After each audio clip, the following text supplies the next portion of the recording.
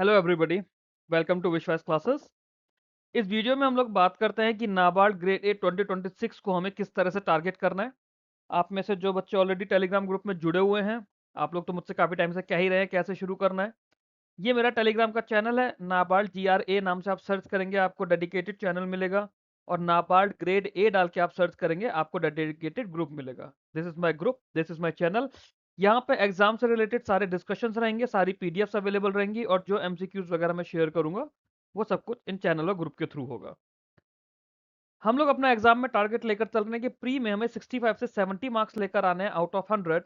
Mains में 140 से 145 तक का टारगेट है हमारा out of 200। Subject wise subject बात करेंगे, और मेरे अकॉर्डिंगली ये बिल्कुल बेस्ट स्ट्रेटेजी होगी आप लोगों के सिलेक्शन के लिए।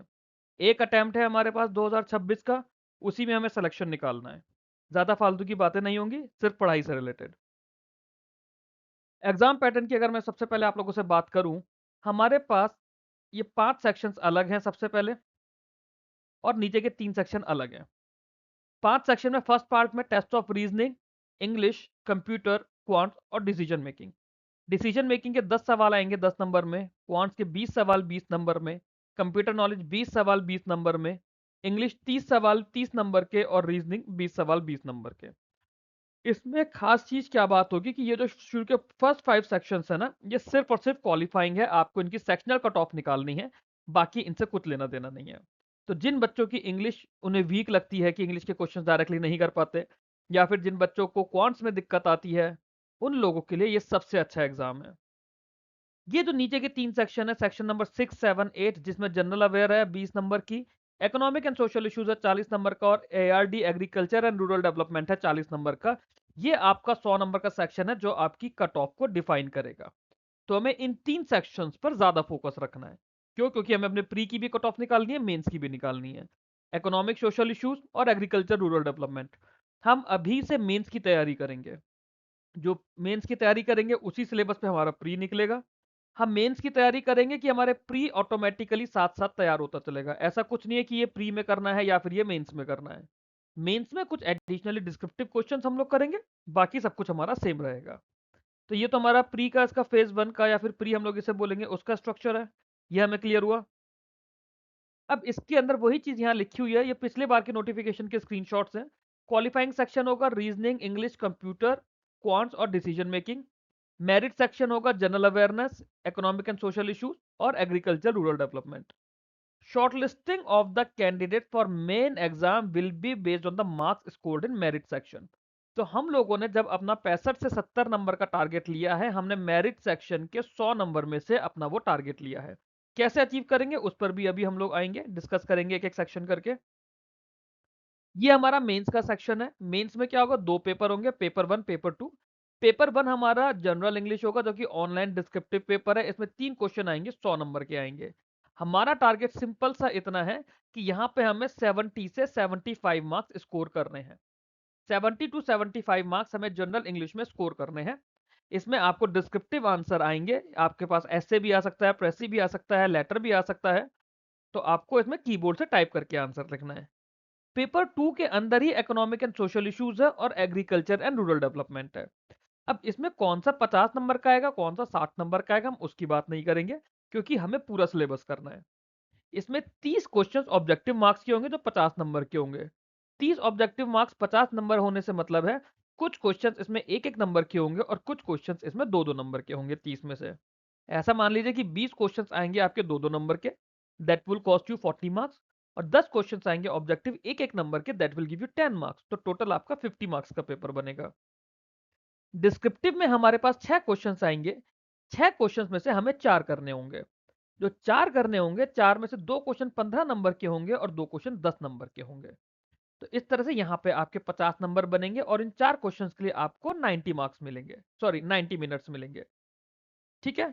अब बेटर यही है कि इसको भी आप इंग्लिश में ही करें, क्योंकि हिंदी की टाइपिंग थोड़ी मुश्किल होती है। अगर आप लोगों को इंग्लिश में दिक्कत लगती है तब आप हिंदी में टाइप कर सकते हो, बट अगर आप अभी से इंग्लिश पढ़ोगे तो जो ऑनलाइन डिस्क्रिप्टिव जनरल इंग्लिश का है, इसमें आपको हेल्प मिलेगी। यहां तक क्लियर हुआ? प्री का फोकस क्या है, मेंस का फोकस क्या है। अब अच्छा, उसके बाद ये हमारा साइकोमेट्री टेस्ट होगा, इसके बारे में हम लोग मेंस के बाद बात करेंगे। 90 मार्क्स का एक टेस्ट होता है एमसीक्यू बेस्ड, एक साइकोमेट्रिक एनालिसिस होती है, और फिर इंटरव्यू होगा 50 नंबर का। इंटरव्यू भी मैं ही आप लोगों को यहाँ पर प्रिपेयर कराऊंगा मेंस के रिजल्ट के बाद से। इंटरव्यू से पहले हमें एआरडी का बेसिक पढ़ना है। नाबार्ड के बारे में हम लोग बहुत ज्यादा डिटेल में बात करेंगे, नाबार्ड से रिलेटेड स्कीम्स के बारे में हम लोग बात करेंगे, और कुछ जो हमारे पर्सनल सजेशंस होते हैं, जैसे जब वो हमसे हमारा थॉट प्रोसेस जानने की कोशिश करते हैं, उन क्वेश्चंस को हम लोग अलग देखेंगे। जिस तरह से 2025 और 2024 पिछले 2 साल के इंटरव्यू हुए हैं, उसी पैटर्न पे हम लोग अपना इंटरव्यू प्रिपेयर करेंगे। ठीक है, अब हम लोग सब्जेक्ट वाइज सब्जेक्ट इसमें बात करना शुरू करते हैं। सबसे पहले हम प्रीलिम्स की पिछले 3 साल की कट ऑफ देखते हैं। 2024 की जो कट ऑफ थी प्रीलिम्स की, 2023 की और 2022 की। 2025 का जब तक फाइनल रिजल्ट नहीं आएगा, हमें इसकी एग्जैक्ट कट ऑफ नहीं पता चलेंगी। रीजनिंग में देखिए 3.25 नंबर कट ऑफ गई है, 23 में 3 नंबर गई है इंग्लिश, और 2022 में 3.25 नंबर गई है। तो अगर इस हिसाब से हम 5 से 6 नंबर रीजनिंग के अपने मान ले, तो हम बहुत सेफ साइड पर हैं। इंग्लिश की कट ऑफ 11.25 नंबर यहाँ गई है, 10.25 नंबर यहाँ गई है, 12.5 नंबर यहाँ गई है। बट क्योंकि इंग्लिश पे तो हमें वर्क करना ही करना है, तो इंग्लिश में हम लोग 15 से 18 नंबर अगर मान ले, तो हमारा हिसाब किताब सही है। क्वांट्स में कंप्यूटर में 4 नंबर गई है, यहाँ 3.25 नंबर गई है, यहाँ 5.5 नंबर गई है। तो कंप्यूटर में अगर 10 नंबर हम लोग मान ले, तो हमारा हिसाब किताब सही है। क्वांट्स में 4.5 नंबर, 3 नंबर, 3 नंबर, तो 10 नंबर अगर क्वांट्स में भी मान ले तो सही है।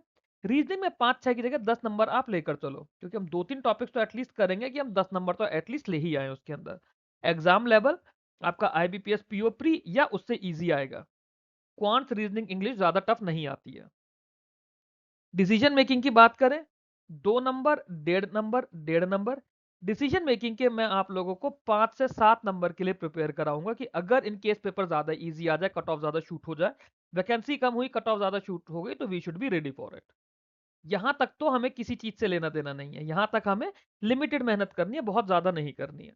अगर आप लोग ऑलरेडी बैंकिंग की तैयारी कर रहे हो, तो यहां तक आप लोगों को कुछ मेहनत करने की जरूरत नहीं है। अगर आप अभी तक कोई बैंक एग्जाम की तैयारी नहीं करी, आपने क्वांट रीजनिंग नहीं पढ़ा, तो हमें थोड़ी सी मेहनत यहाँ पे करनी पड़ेगी। वो हम लोग अपने ग्रुप में डिस्कस करेंगे, वीडियोस के थ्रू करेंगे, बट कर लेंगे, ज्यादा टफ नहीं है। जनरल अवेयरनेस की बात करें, अब यहां से आप ये देखिए, जनरल अवेयरनेस हमारा 20 नंबर का है। 20 नंबर में जनरल अवेयरनेस की 1.25 कट ऑफ यहाँ गई है, 2.75 यहाँ गई है, 3.25 यहाँ गई है। तो जो मैं आप लोगों को रेगुलर करंट अफेयर्स देता हूं, एग्जाम से पहले के 4 महीने हमें करने हैं। हम अभी एक रूमर निकला था कहीं से, किसी एक टेलीग्राम चैनल और यूट्यूब के थ्रू मुझे मिला था कि पेपर जुलाई में या फिर अगस्त में हो सकता है।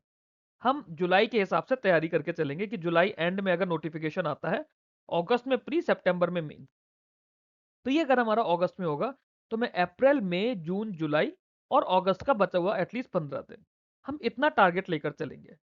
ठीक है, क्यों लेकर चलेंगे? क्योंकि जो जनरल अवेयरनेस हम लोग यहां पढ़ेंगे, वही हमें कहीं ना कहीं ईएसआई और एआरडी सेक्शन में हेल्प करेगा, प्री में भी और मेंस में भी। तो जनरल अवेयरनेस जो हमारे रेगुलर करंट अफेयर्स है, वो हमें करने हैं, और ये इसके अलावा बाकी सारे एग्जाम्स में भी काम आते रहेंगे। तो जनरल अवेयरनेस हमें करना है, और सारा करना है। तो जो मैं आप लोगों को वीकली वीडियो प्रोवाइड करता हूँ, वीकली वीडियो, अप्रैल ऑनवर्ड्स आप जनरल अवेयरनेस करना शुरू कर दीजिए। अब तक 3 हफ्ते का हम लोग अप्रैल का करंट अफेयर्स ऑलरेडी कर चुके हैं। जनरल अवेयरनेस में करंट अफेयर्स के साथ थोड़ा सा हमें बैंकिंग रिलेटेड भी पढ़ना होगा, बट वो लिमिटेड टॉपिक्स पढ़ने हैं, जैसे प्रायोरिटी सेक्टर लैंडिंग है, वो हम लोग पढ़ेंगे। आरबीआई की मॉनेटरी पॉलिसी है, वो हम लोग पढ़ेंगे। नाबार्ड के बारे में, रूरल बैंक्स के बारे में, ये हम लोगों को पढ़ना है। एमएसएमईज रिलेटेड कुछ है, वो हमें पढ़ना पड़ेगा। ईएसआई की बात करते हैं, ईएसआई और एआरडी 40-40 नंबर का आएगा। कट ऑफ है हमारी 3.5 number, 6.25 number, 3.5 number, 4.25 number, 2.25 number, 6.25 number. हम इन सेक्शनल कट ऑफ को नहीं देखेंगे। हमारा टारगेट क्या होगा? जब हम लोगों ने इसकी जनरल अवेयरनेस की बात करी, जनरल अवेयरनेस का हमारा टारगेट है करीब करीब 15 नंबर। पेपर नॉर्मल सा पेपर जैसा आ रहा है, उसको देखते हुए 15 नंबर। अगर बहुत ज्यादा टफ आया, हमारी कट ऑफ भी कम जाएगी, और बहुत ज्यादा इजी आया, तो हमारे 15 से 18 तक हो जाएगी कट ऑफ। मतलब हमारी जो कट ऑफ है, जो हमने अपनी इंटरनल कट ऑफ रखी, जो हमारा टारगेटेड है, मैं इन कट ऑफ की बात नहीं कर रहा, मैं इन टारगेट्स की बात कर रहा हूं। सिमिलरली ईएसआई और एआरडी की हम लोग जब बात करते हैं, तब हम लोग इसके अंदर मिनिमम 30 के अराउंड की बात कर रहे हैं, 40 में से। मैं आपको पूरे 40 में से 40 की बात नहीं कर रहा, क्योंकि करंट इतना ज़्यादा वाइड है, इतना डेप्थ हो सकता है कि कुछ हो सकता है हमसे मिस हो जाए। बट अपने पास एक सेफ स्कोर हम लोग लेकर चल रहे हैं। 30 ईएसआई, 30 एआरडी हमारा 60 नंबर तैयार होता है और 15 जीए हमारा 75 नंबर तैयार होता है। हमने लगभग इसी के आसपास अपना टारगेट रखा है। यहाँ पे आप देखिए 47 कट ऑफ गई है, टोटल 46 गई है, 41.75 गई है। हम 70 प्लस का टारगेट लेकर चल रहे हैं कि पेपर अगर इजी आया तो ये कट ऑफ बढ़ जाएगी, ये कट ऑफ बढ़ जाएगी, हम सेफ साइड में। पेपर टफ आया तो ये कट ऑफ कम हो जाएगी, हमारे भी 75 से थोड़े कम हो जाएंगे, मे बी हमारे 60 रह जाए, 50 रह जाए, बट देन टोटल स्कोर वाली कट ऑफ्स भी कम हो जाएंगी। तो हमें सबसे पहले अपना प्री क्लियर करना है, बट प्री के साथ साथ ईएसआई और एआरडी को इस तरह से तैयार करना है कि हमारी मेंस की तैयारी साथ साथ होती रहे, उसमें हमें कुछ ढील नहीं छोड़ना। ये क्लियर हुआ? अब आगे की बात करते हैं। मेंस की हम लोग कट ऑफ की अगर बात करें पिछले 3 साल की, हम 2024, 23 और 22 की बात कर रहे हैं। 24 में आप देखिए जनरल इंग्लिश 54 नंबर गया है, ईएसआई एआरडी ऑब्जेक्टिव 50 में से 32 नंबर गया है, ईएसआई एआरडी डिस्क्रिप्टिव 50 में से 32, सॉरी ऑब्जेक्टिव 22.5 नंबर गया है। 23 की हम लोग बात करें तो जनरल इंग्लिश 53 गया है, ऑब्जेक्टिव 22.5 नंबर गया है, ईएसआई एआरडी डिस्क्रिप्टिव 31 नंबर गया है। 2022 की बात करें, general English 49 marks, ESI ARD 19 marks और ईएसआई एआरडी डिस्क्रिप्टिव 23.5। तो हमारे पास 100 नंबर की जनरल इंग्लिश आएगी, जिसका मैंने आपको टारगेट बोला है 70 से 75 मार्क्स। कलर थोड़ा मार्कर का चेंज कर देता हूं। 70 से 75 मार्क्स का हमारा टारगेट रहेगा जनरल इंग्लिश का, और ये डुएबल है, कोई ज्यादा टफ नहीं है। आप एक बार मेरी प्लेलिस्ट देखिए किस तरह से जनरल इंग्लिश हम लोग descriptive essays RBI grade B के लिए ऑलरेडी कवर कर रहे हैं, उसी तरह से हम लोग नाबार्ड को फोकस करके करेंगे, प्लस जो आरबीआई ग्रेड बी के लिए है वो भी हमें करना ही करना है। ऐसे ही ईएसआई एआरडी ऑब्जेक्टिव की हम लोग जब बात कर रहे हैं, ये 50 नंबर में से इनकी कट ऑफ बताई गई है। हमारा जो टारगेट है 50 में से, हमारा टारगेट करीब करीब 35 नंबर का है। 50 में से 35 नंबर तक हमें लेकर आना है। ये चीज समझ आई? 35 नंबर हमारा टारगेट है 50 में से। सिमिलरली जब ईएसआई एआरडी डिस्क्रिप्टिव गई है, आप देखिए जब 32 नंबर कट ऑफ गई है ना 50 में से, दैट मीन्स यहाँ पे 32, यहाँ 31, ये मे भी बहुत ज्यादा टफ हो गया होगा इसलिए। बट जब 31 नंबर 32 नंबर कट ऑफ जा रही है, दैट मीन्स बच्चे इतना कर रहे हैं, तो इट इज डुएबल। हमारा जो टारगेट है, मैं आपको नहीं कह रहा कि आप 50 में से 50 लेकर आओ, बट 50 में से 40 तक तो हमें एटलीस्ट स्कोर करना है ना। जब कट ऑफ ही 32 जा रही है तो हम 32 पे थोड़ी ना रहेंगे, हम 40 पर रहेंगे। अगर हम लोग 50 में से 40 पर रह रहे हैं और आपके 2-3 नंबर और भी कम मान लो, 35 36 तक भी आप मान लो कि आप कट ऑफ क्लियर कर रहे हो, तो आपको 35 नंबर भी अगर वहां पर आते हैं ऐसे पेपर में, तो आपके यहाँ पे 70 नंबर हो गए। 35 ऊपर आपने यहाँ पे स्कोर करे, ऑब्जेक्टिव में 35 डिस्क्रिप्टिव में स्कोर करे, 70 नंबर आप यहाँ पे लेकर आए। यही हमारी इसके अंदर है कि इस 100 में 70 लेकर आना है और इंग्लिश में 70 में से 75। कोशिश करेंगे कि यहाँ पे हमारे 35 की जगह 40 बने डिस्क्रिप्टिव में, बट अगर 35 भी रहते हैं, अगर 40 रहते हैं तो हमारा 75 हो जाएगा यहाँ पे। तो बेसिकली एम यह रहा कि ईएसआई एआरडी के अंदर हमें 70 से 75 मार्क्स लेकर आने, इंग्लिश में हमें डिस्क्रिप्टिव में 70 से 75 मार्क्स लेकर आने। दोनों हमारे 70 से 75 नंबर आते हैं, हमारी कट ऑफ जो हमारी इंटरनल कट ऑफ जो है हमारे टारगेट की, वो जाएगी 140 से 145, जैसा पिछले 2-3 बार का पेपर है उसको देखते हुए। थोड़ा सा मैं रब कर दे रहा हूँ इधर। 140 से 145 की कट ऑफ अगर जाएगी तो उतना ही हमें चाहिए। हमें अपने पास एक अच्छे सेफ स्कोर में रहना है, हमें ये नहीं देखना पिछली बार की कट ऑफ इतनी है। अब आप मुझे बोलोगे सर पिछली बार तो 126.75 गई थी, हमारे 130 है, तो क्या हम सेफ हैं? बिल्कुल सेफ नहीं रहोगे, क्योंकि उसके बाद हमारे पास 50 नंबर का इंटरव्यू आएगा। 50 नंबर के इंटरव्यू में आप कितना स्कोर करोगे? 50 में से आपको ये मान के चलिए कि 30 टू 35 तो स्कोर करना है, तो 35 के अप्रोक्सीमेटली अगर आप यहाँ स्कोर करते हो, 140 से 145 आप यहाँ स्कोर करते हो, तब आपके 175 से 180 मार्क्स बनेंगे। 175 से 180 इंग्लिश में हम, सॉरी, इंटरव्यू में हमारी कोशिश पूरी रहेगी कि 40 से 45 नंबर तक हम टारगेट कर पाए, बट 40 तक लाना आसान है। 40 से 45 के बीच का जो सफर है वो बहुत ज्यादा मुश्किल है।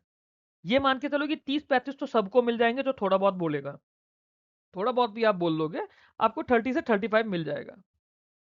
हम थोड़ा ज्यादा बोलने की कोशिश करेंगे, थोड़ा पढ़कर जाएंगे, थोड़ी प्रैक्टिस करके जाएंगे, मॉक इंटरव्यूज लेकर जाएंगे, एंड सब कुछ फ्री ऑफ कॉस्ट मिलेगा आपको चैनल पर।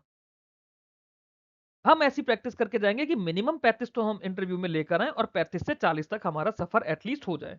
मैं आपको ऐसे झूठे वादे नहीं कराऊंगा कि आप 100 में से 100 लेकर आओगे, 50 में से 50 लेकर आओगे, वो काम मेरा नहीं है। आरबीआई ग्रेड बी में भी आप लोगों को पता है मैंने इस तरह के टारगेट्स नहीं रखे थे। RBI assistant, NABARD development assistant, बाकी भी जो एग्जाम है इंक्लूडिंग एलआईसी एचएफएल, मैंने ऊट पटांग टारगेट्स आप लोगों को नहीं बोले हैं। तो हमारा एंड रिजल्ट जो निकलेगा that would be somewhere around 175 to 180 marks at least. अगर 175 से 180 हम लोग आ जाते हैं तो आप देखिए पिछले 3 बार के हिसाब से हमारा शॉर्ट शॉट सिलेक्शन हो रहा है। ये हमारा स्ट्रेटेजाइज है। अब हम लोग समझते हैं कि हमें इसको डिटेल में पढ़ना कैसे है। जनरल अवेयरनेस की बात करें, जनरल अवेयरनेस में हमें क्या क्या करना है। सबसे पहली चीज है हमारी करंट अफेयर्स। जनरल अवेयर्स में सबसे पहली चीज है हमारी करंट अफेयर्स, जो हमें अप्रैल ऑनवर्ड्स पढ़नी है। अगर पेपर आपका अक्टूबर में हो रहा है, पढ़ना आपको अभी से शुरू करना, क्योंकि we have to be ready कि अगर जुलाई में भी नोटिफिकेशन आ रहा है तो हमारा एग्जाम हो जाए। क्योंकि कुछ यूट्यूबर्स एंड टेलीग्राम चैनल्स पे ये रूमर आया है कि पेपर जुलाई में आ सकता है, मतलब नोटिफिकेशन जुलाई में आ सकता है। तो I don't want to risk that. क्योंकि पहले हम लोगों ने आरबीआई के लिए भी कुछ लोगों ने सोचा था कि अप्रैल में आएगा, फिर किसी ने बोला मई में आएगा, किसी ने बोला जून में आएगा, किसी ने बोला अगस्त में आएगा, इंक्लूडिंग मी, कि मेरे को अगस्त सितंबर एक्सपेक्टेड था, बट देन वो जल्दी आ गया। यहां पर वो चीज नहीं होनी चाहिए। अगर रूमर्ड है जुलाई में आने का, हम उसके हिसाब से खुद को आज से तैयार करेंगे। करंट अफेयर्स के बाद हमें इसके अंदर करना है थोड़ा सा स्टैटिक जीके। स्टैटिक जीके मैं आप लोगों को पीडीएफ दे दूंगा, वीडियोस भी इसके होंगे, वीडियोस की आप लोगों को नीड नहीं होनी चाहिए, जरूरत पड़े तो आप लोग बिल्कुल देखिएगा। देन हमारा थर्ड पार्ट इसमें आएगा थोड़ा सा रूरल बैंकिंग के बारे में। Rural banking, digital banking, priority sector lending, मतलब जो हमारा बैंकिंग अवेयरनेस होता है ना, बैंकिंग अवेयरनेस का थोड़ा सा पार्ट आएगा। वो हमें सारा नहीं करना, हमें लिमिटेड चैप्टर्स करने हैं। कौन कौन से करने हैं वो मैं आप लोगों को करवाऊंगा, बैंकिंग अवेयरनेस में क्या क्या करना है। अब इसमें करंट अफेयर्स की सबसे इंपॉर्टेंट बात मैं आप लोगों को बताने जा रहा हूं। वो बात क्या है? बच्चों ने मुझसे आरबीआई के टाइम पर भी ऐसा पूछा था, एंड आई नो नाबार्ड के टाइम पे भी आप लोग पूछोगे। एग्रीकल्चर करंट अफेयर, एग्रीकल्चर सी है। दूसरा आप लोग बोलोगे ईएसआई बेस्ड करंट अफेयर्स। तीसरा आप लोग बोलोगे रूरल, या इसको एग्रीकल्चर एंड रूरल ही मान लेते हैं, ठीक है, एग्रीकल्चर रूरल के करंट अफेयर्स, ईएसआई के करंट अफेयर्स। तो जो हम लोग रेगुलर करंट अफेयर्स करते हैं उसके अंदर ये सब कवर होता है।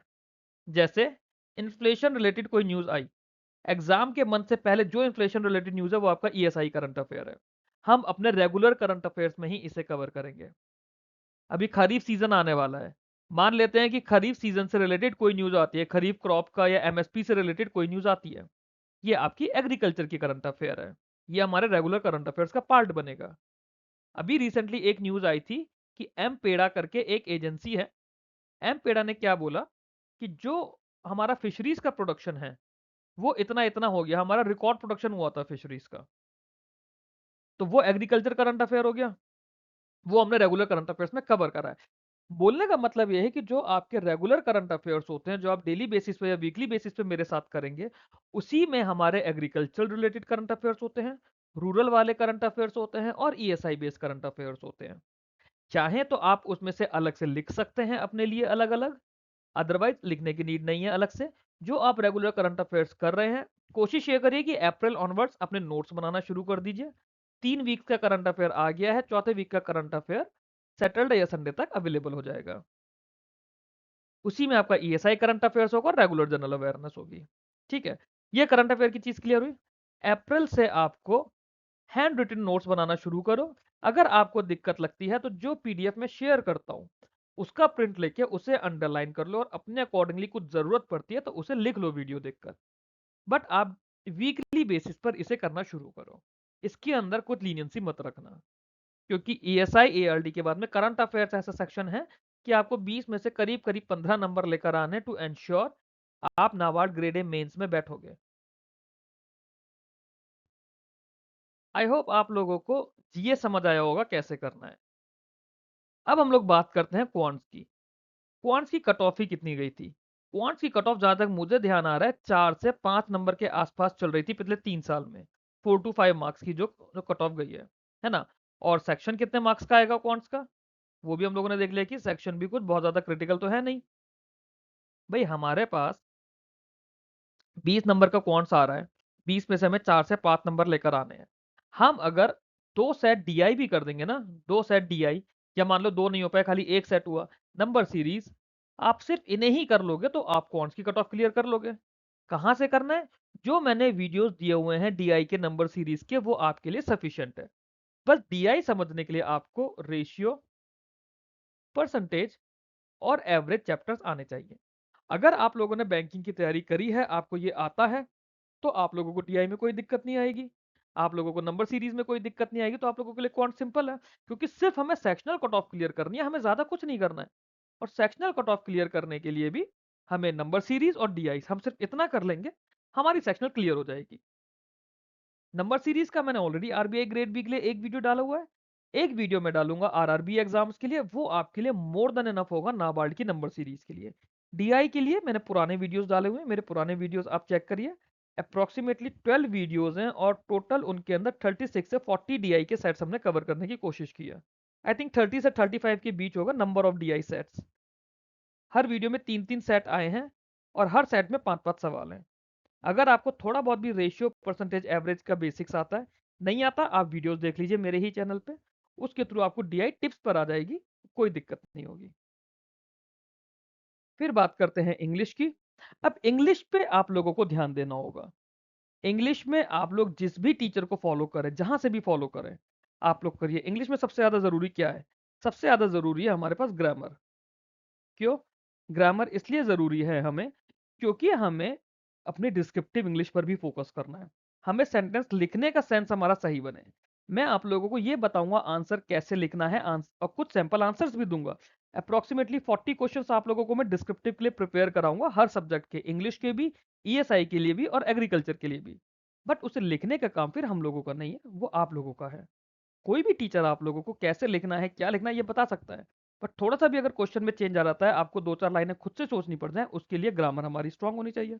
वो हम कैसे करेंगे, टॉप 20 एरर्स नाउन, ऐसे करिए, टॉप 20 एरर प्रोनाउन, ये यूट्यूब करिए, यूट्यूब पे सर्च करिए, आपको बहुत सारे वीडियो मिलेंगे, जरूरी नहीं टॉप 20 के लिए मिले, आपको टॉप 10 के मिल सकते हैं, टॉप 15 के मिल सकते हैं।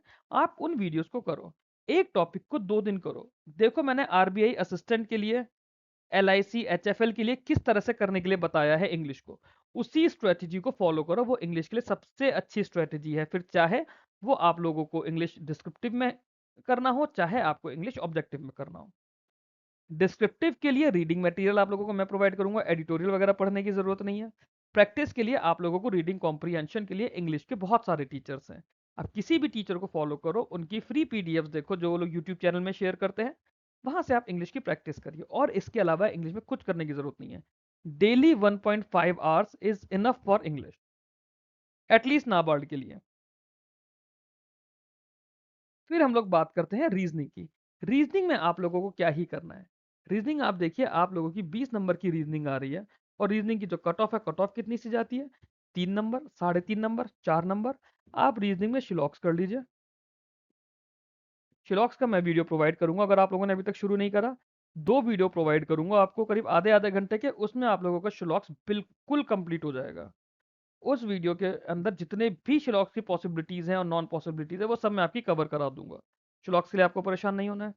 आप इसमें पजल्स और सीटिंग अरेंजमेंट बेसिक प्रैक्टिस कर लीजिए, जो आईबीपीएस पीओ प्री की है, आईबीपीएस पीओ प्री, इस लेवल के पजल्स आप लोग प्रिपेयर कर लीजिए, ये मोर देन इनफ है आपके लिए, पजल्स भी और सीटिंग अरेंजमेंट्स भी। इसके अलावा किसी चीज के लिए आपको रीजनिंग में परेशान होने की जरूरत नहीं है।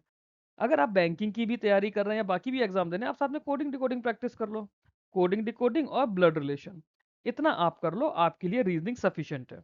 नाबार्ड ग्रेड ए की रीजनिंग की कट ऑफ निकालने के लिए it is more than enough. फिर हम लोग बात करते हैं कंप्यूटर्स की। कंप्यूटर्स के लिए मेरा एक डेडिकेटेड ग्रुप है कंप्यूटर अवेयरनेस का। आप देखिए मैंने नाबार्ड में कुछ एमसीक्यूज आपके साथ शेयर भी करे हैं, जो बच्चे नाबार्ड के चैनल और ग्रुप के अंदर हैं। कंप्यूटर में मेरे 9 वीडियोज हैं, ये 9 वीडियोस जो है ये अपने आप में कंप्यूटर्स के लिए सफिशिएंट है, कि कंप्यूटर की cut off 4 number, 3 number, 3.5 number इस तरह से जा रही है। और कंप्यूटर का जो सेक्शन है, सेक्शन आपका 20 मार्क्स का है, तो हमें 20 में से 5 से 7 नंबर भी अगर हमारे आ जाते हैं, इट इज सफिशिएंट। और कंप्यूटर जो मैंने आप लोगों को कराई है वो already RRB clerk mains, RRB PO mains के लिए कराई है, थ्योरी प्लस मेरे एमसीक्यूज। एमसीक्यूज की भी मैं आप लोगों को पीडीएफ बना के ग्रुप में शेयर कर दूंगा एक दिन। That will have approximately 300 to 350 MCQs along with these 9 videos. आपके लिए कंप्यूटर सेक्शन बहुत अच्छा है, नाबार्ड के लिए भी और बाकी सारे एग्जाम्स के लिए भी। फिर हम लोग बात करते हैं economic and social issues, agriculture and rural development. ये सिलेबस है जो आप लोगों को दिया हुआ है। नेचर ऑफ इंडियन इकोनॉमी से हमें शुरू करना है। स्ट्रक्चर और इंस्टीट्यूशनल फीचर्स के बारे में बात करेंगे, इकोनॉमिक अंडर डेवलपमेंट की बात करेंगे, ग्लोबलाइजेशन की बात करेंगे, इकोनॉमिक रिफॉर्म्स इन इंडिया की बात करेंगे जिसमें प्राइवेटाइजेशन भी है। इन्फ्लेशन की हम लोग बात करेंगे, इन्फ्लेशन का ट्रेंड्स और उनका इम्पैक्ट क्या है नेशनल इकोनॉमी पर, इंडिविजुअल इनकम पर।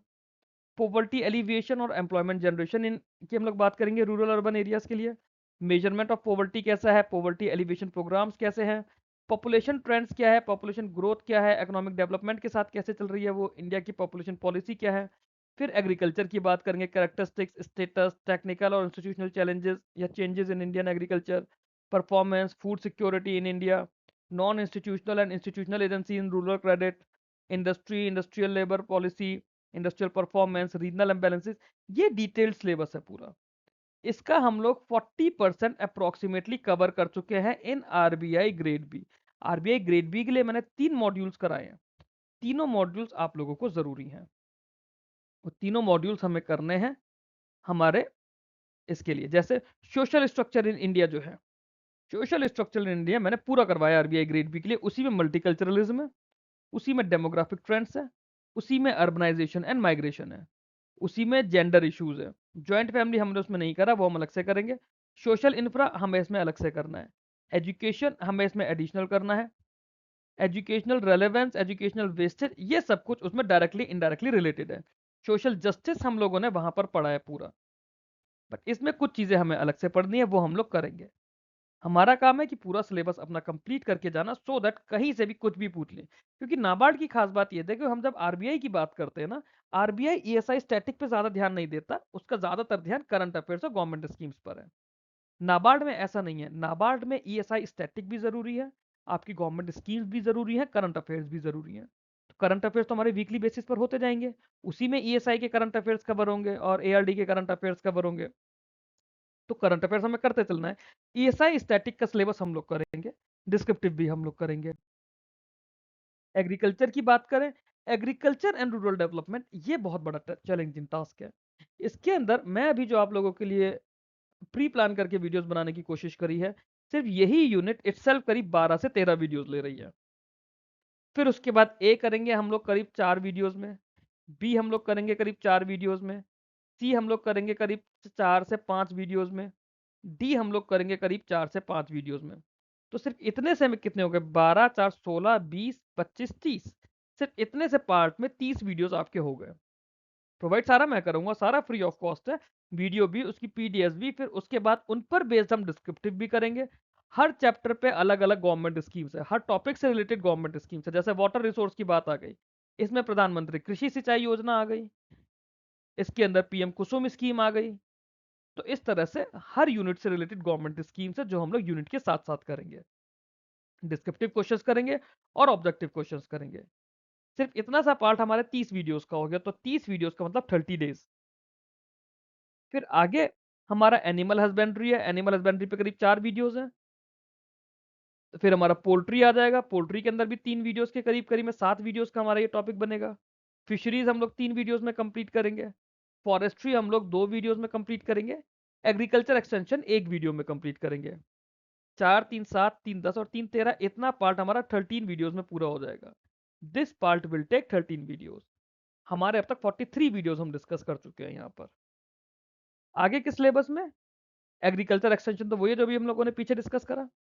इकोलॉजी एंड क्लाइमेट चेंज, ये जो मैं नंबर ऑफ वीडियोस बता रहा हूँ, ये आपको सिर्फ थ्योरेटिकल क्लासेस के वीडियो बना रहा हूँ जिसमें हम लोग कोर्स कंटेंट करेंगे सिलेबस के हिसाब से।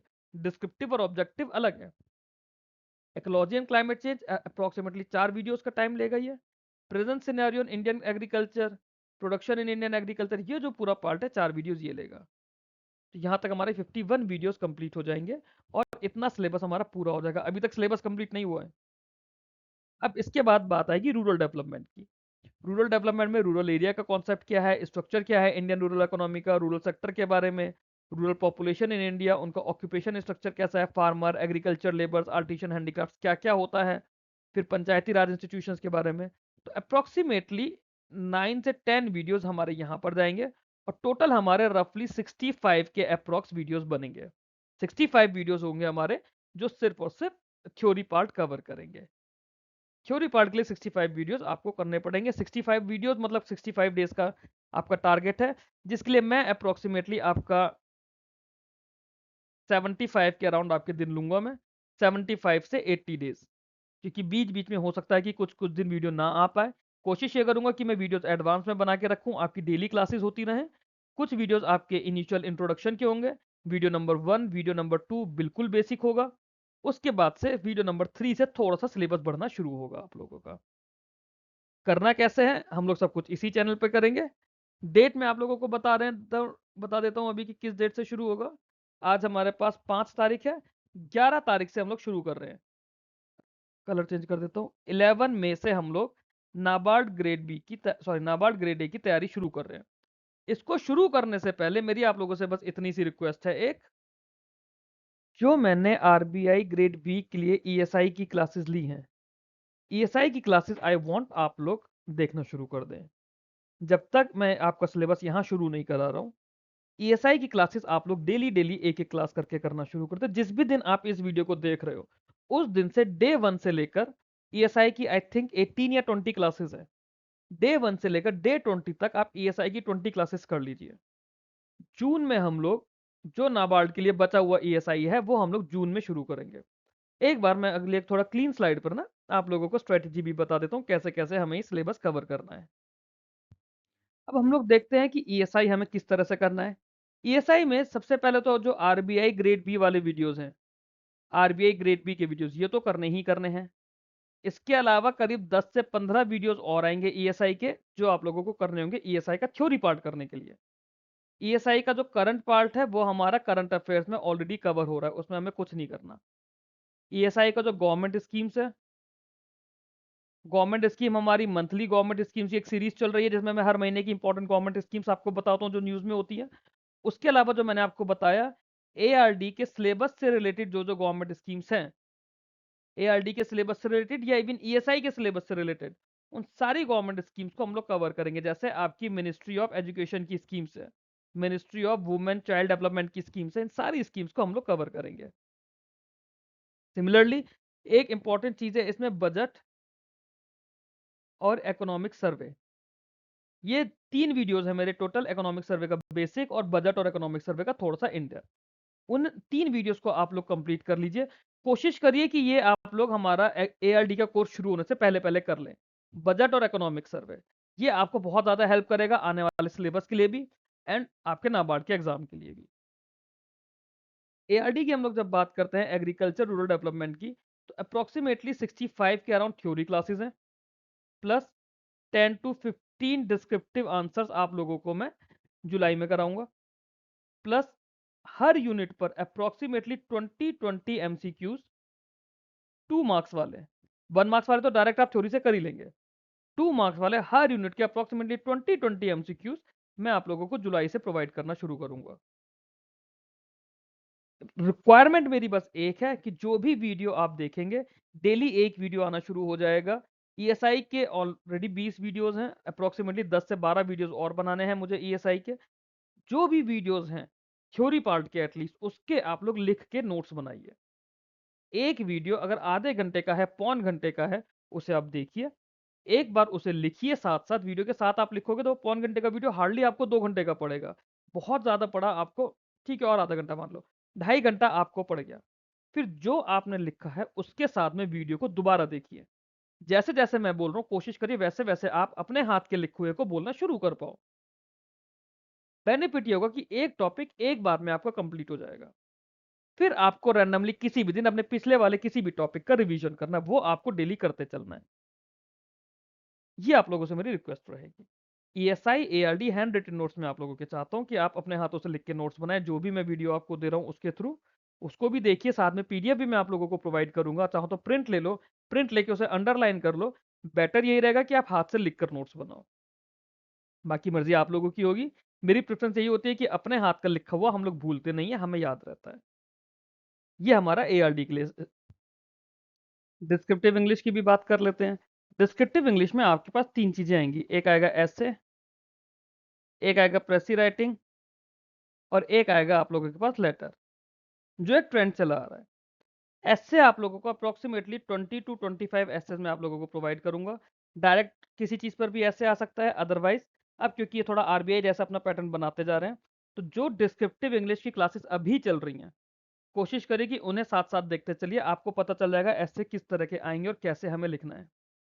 प्रेसी राइटिंग प्रेसी राइटिंग मैं आपका फेज़ 2 के बाद शुरू करूँगा, बट अभी तक जिन लोगों को प्रेसी राइटिंग का आइडिया नहीं है, मैंने नाबार्ड डीए के लिए ना नाबार्ड डेवलपमेंट असिस्टेंट के केस में मैंने प्रेसी राइटिंग की क्लासेस ली हैं।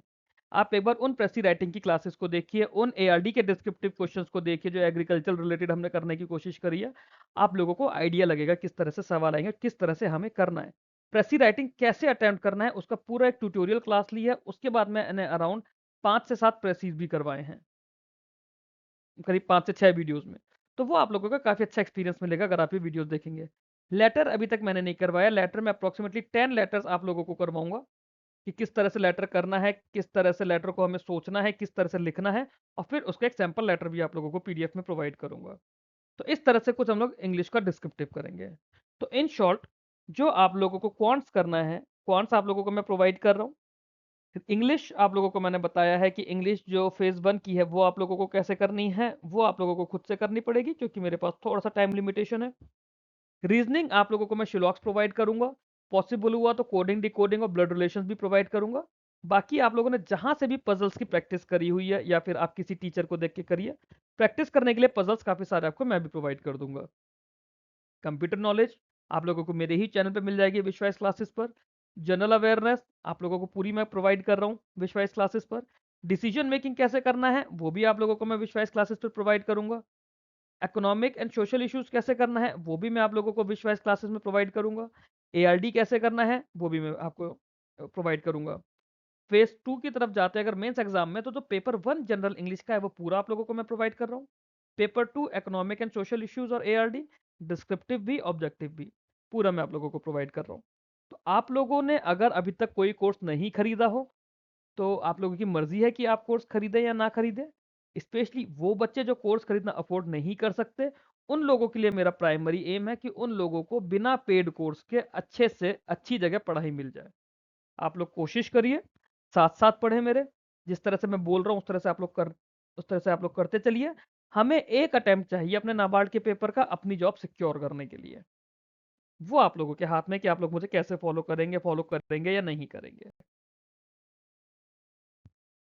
हम लोग जब इसमें गवर्नमेंट स्कीम्स की बात करेंगे ना, तो गवर्नमेंट स्कीम्स के आप एक बार मेरे कुछ वीडियोस देखिए। जनवरी ऑनवर्ड्स मैंने गवर्नमेंट स्कीम्स करवाई हैं, मंथली करंट अफेयर्स वाली।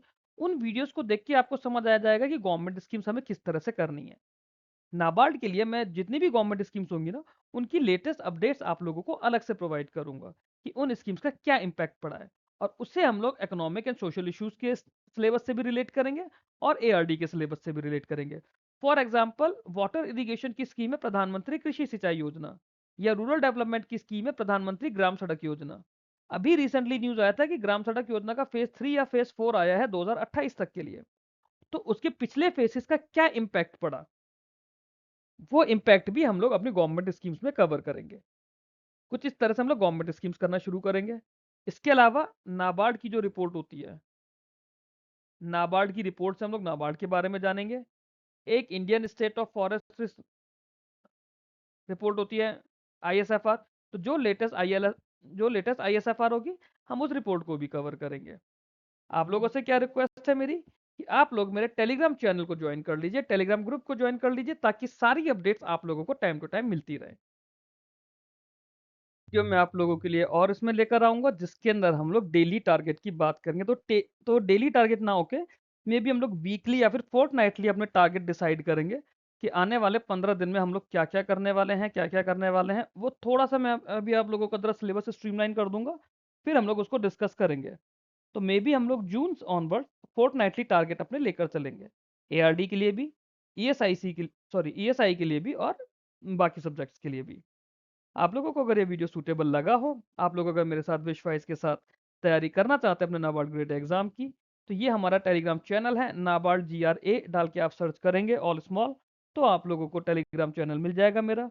और अगर नाबार्ड ग्रेड ए डाल के आप सर्च करेंगे तो आप लोगों को टेलीग्राम ग्रुप मिल जाएगा। ये मेरा मेन विश्वास चैनल है, इसे भी आप लोग ज्वाइन कर सकते हैं। इस पे भी नाबार्ड के अलावा बाकी सारे एग्जाम की अपडेट्स आती रहेंगी।